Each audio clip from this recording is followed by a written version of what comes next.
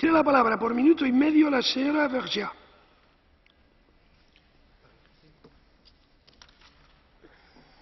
Merci, Monsieur le Président.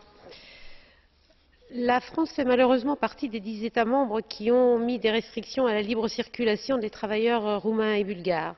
Si mes informations sont bonnes, c'est même la France qui a demandé que les mesures mises en œuvre au moment de l'arrivée des 8 premiers pays de l'Europe de l'Est soient étendues à la Roumanie et à la Bulgarie.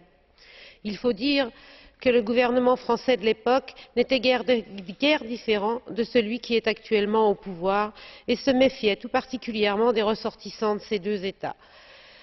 Il a prévu à l'époque un véritable arsenal juridique pour refouler les ressortissants de ces deux pays. Car pour les autorités françaises, derrière les Roumains et derrière les Bulgares, il y a les Roms. Vous nous l'avez dit, Monsieur le Commissaire, la liberté de circulation est un principe fondamental de l'Union.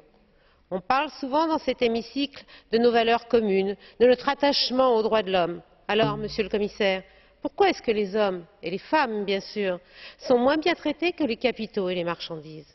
Vous nous dites que la mobilité des travailleurs a des effets positifs pour l'économie et que cela reste vrai, même dans cette période économique. Alors, pourquoi, Monsieur le Commissaire, la Commission ne met-elle pas la même énergie à convaincre les États qu'il faut lever ces restrictions qu'elle le fait dans d'autres domaines économiques, justement? Et puis, Monsieur le Commissaire, vous nous dites que ce ne sont pas des États qui discriminent ces travailleurs. La Française que je suis ne peut véritablement pas vous suivre sur ce terrain-là. Gracias, señora Vergiat. Tiene la palabra ahora por 3 minutos la señora Ivanova.